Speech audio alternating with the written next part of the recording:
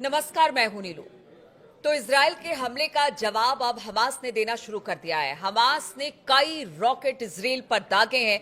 इधर अगर हुती की बात की जाए तो हुती ने भी मिसाइल अटैक किए हैं और इससे नुकसान काफी ज्यादा इजराइल को हुआ है। ऐसे में अब कहा जा रहा है कि जैसा पहले ही हमने आपको कहा था कि हमास चुप बैठने वाला नहीं है और इसी पर बातचीत करने के लिए मयंक मेरे साथ जुड़ गए हैं। मयंक, हमने पहले बात की थी कि देखिए जिस तरह से इजराइल के हमले लगातार गजा में या फिर हमास पर हो रहे हैं, उसका जवाब बहुत जल्द दिया जाएगा।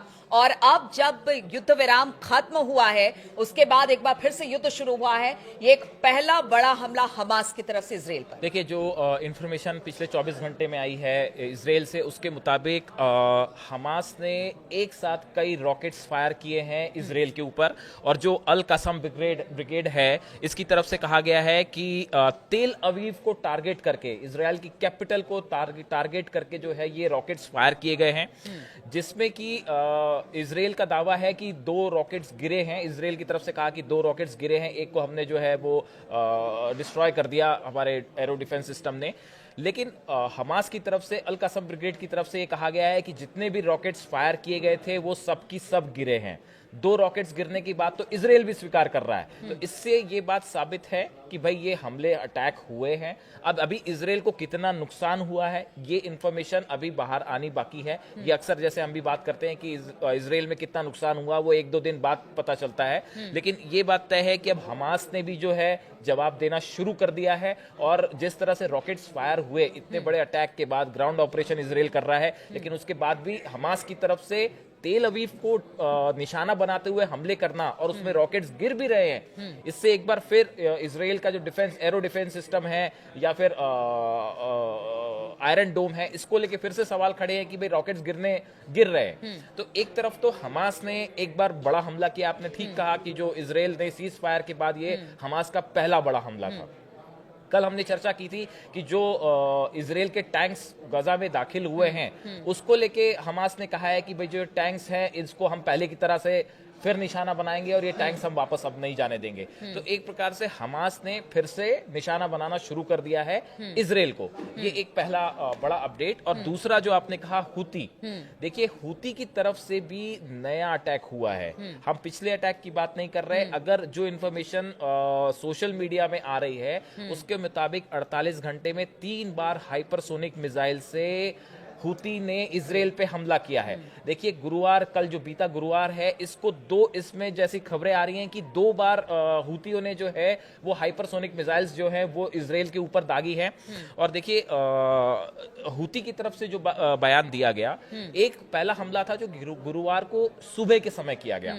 इसमें हुती के जो सैन्य प्रवक्ता हैं याह्या सरिया, इनकी तरफ से कहा गया कि मिसाइल तेल अवीव में बेन गुरियन हवाई अड्डे को निशाना बनाकर एक विशेष सैन्य अभियान चलाया गया। यह अभियान एक हाइपरसोनिक बैलिस्टिक मिसाइल द्वारा चलाया गया और सफलतापूर्वक अपने लक्ष्य में सफल रहा है।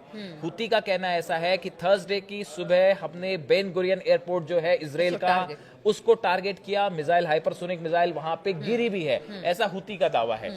जबकि इजराइल का कहना है कि एरो डिफेंस सिस्टम ने उसको ध्वस्त कर दिया। लेकिन यह भी अपने आप में सोशल मीडिया में चर्चा का मुद्दा है कि क्या arrow defence system ballistic missiles को रोक सकता है, हाइपरसोनिक मिसाइल को रोक सकता है या नहीं, ये अपने आप में एक चर्चा का मुद्दा है। उसके बाद देखिए इजराइल की जो एयरफोर्स है उसकी तरफ से भी एक इजरायली सेना की तरफ से एक बयान आया कि कुछ समय पहले कई क्षेत्रों में बजने वाले सायरन के बाद यमन से छोड़ी गई मिसाइल को वायुसेना ने इजरायली क्षेत्र में प्रवेश करने से पहले रोक दिया। ये गुरुवार की शाम का बयान है। तो देखिए एक अटैक जो जिस तरह से चर्चाएं हैं कि एक अटैक थर्सडे की सुबह किया गया और एक थर्सडे की शाम को किया गया, इस बारे में कोई पुख्ता जानकारियां नहीं है। लेकिन ये हुती के 2 नए लेटेस्ट अटैक हैं। हम देखिए उस अटैक की बात नहीं कर रहे जो परसों किया गया था, जिसके बारे में हमने बात की थी, बुधवार, वो नेवातिम एयरबेस को, वो बुधवार को जो एक हमला था, हाइपरसोनिक मिसाइल जो दागी गई थी, वो एक मिसाइल दागी गई थी, वो नेवातिम एयरबेस जो है उसको टारगेट करके दागी गई थी। तो एक नेवातिम एयरबेस को अटैक करने की कोशिश की है हुती के द्वारा। और ये नए अटैक है जो बेन गुरियन पे हुती का दावा है। और हुती पहले ही कह चुका है मयंक कि देखिए हमारा टारगेट इजरायली जो आवाम है वो नहीं है, एयर बेसिस है, एयर बेसिस है सेना है और वहाँ के इसीलिए टारगेट। एक के बाद एक एयर बेसिस पर ही हमला हुती की देखिए तरफ से अब हो रहा है। हाँ, अब देखिए जिस प्रकार से हमास ने ये रॉकेट्स फायर किए हैं, हुती लगातार अपनी मिसाइल्स फायर कर रहा है, तो इसराइल एक बार फिर जो है, इसराइल में सब जगह 48 घंटे में ये 2-3 बार ऐसी सिचुएशन बन गई है कि लगातार सायरन बजने लगे और मिसाइल्स को लेके पैनिक था कि भाई कहीं पे भी हमला हो सकता है, कहीं पे भी नुकसान हो सकता है। तो इसराइल में एक प्रकार से पैनिक है। अब दूसरी चीज देखिए, आप हुती ने जो है वो अमेरिका के ऊपर भी लगातार हमले शुरू कर दिए, बजाय बावजूद और इसके शुरू कि क्या करती है, अमेरिका वो तो कर ही रहा है। हाँ, अब टारगेट देखिए अभी जो है अमेरिका का जो MQ-9 रिपर ड्रोन है, हाँ। जो कि एक बहुत ही टेक्निकली Costly और एडवांस्ड कहते और हैं, कॉस्टली हाँ। है। बताया जाता है कि 3.2 करोड़ डॉलर्स हाँ। का जो है वो ड्रोन है। एक ड्रोन को मार गिराने का दावा हुती ने किया है। और अगर हम पिछले कुछ 1.5 साल की बात करें, 1.5-2 साल की बात करें, तो करीब अमेरिका के ये 16वां ड्रोन है MQ-9 जिसको मार के गिरा दिया गया लाल सागर दाल सागर में। तो ये जो है लाल सागर और यमन के इलाके में हाँ। 16 ड्रोन अमेरिका के। देखिए ये 3.2 करोड़ डॉलर्स का ये बहुत ही कॉस्टली है, बहुत ही एडवांस्ड ड्रोन है। तो इसको हुती अगर टारगेट करके गिरा पा रहा है, इससे आप हुतियों की क्षमता मजबूती। का अंदाजा लगाइए। तो एक हुती, ये जो हुती है, ये फिलिस्तीनियों के साथ खड़े हैं। इन्होंने पहले ही कहा था कि अगर आप गजा में हमला करेंगे तो हम जो है उसका काउंटर करेंगे, जवाब देंगे।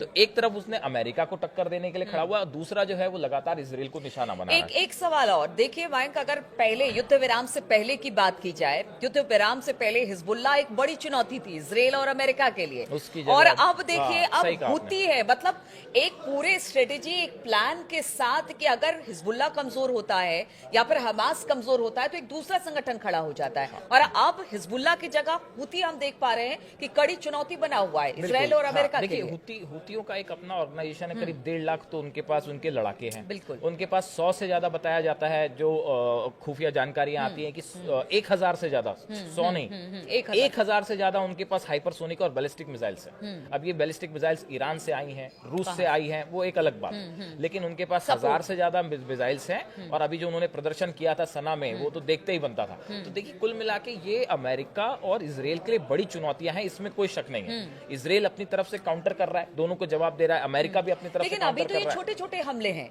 अगर मयंक देखा जाए, इसे छोटा ही हमला कहा जाएगा। जिस तरह से अगर पहले के एक्सपीरियंस को देखा जाए तो उस हिसाब से ये अभी छोटे हमले हैं। देखिए, लेकिन हो सकता है ये हमले और बड़े लेकिन हों। देखिए इसका इंपॉर्टेंस ये है कि अब आप देखिए कि जिस तरह से हुती ने अमेरिका के वॉरशिप्स को हाँ, जिस तरह से लाल सागर में, और खासकर वो हैरी ट्रूमैन जो उनका एयरक्राफ्ट कैरियर है, बताया जा रहा है कि पिछले 3 दिनों के अंदर 5 बार हमले किए गए और उसमें मिसाइल्स दाग दी गई।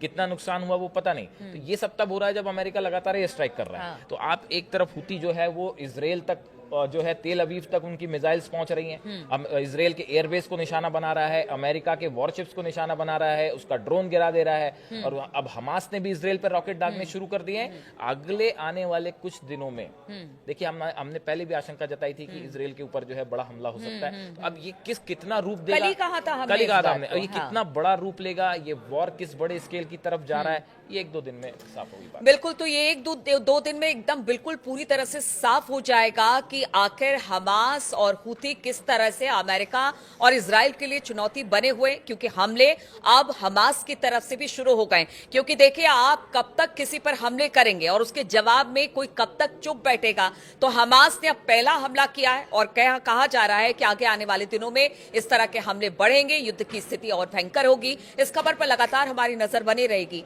आप बने रहिए हमारे साथ।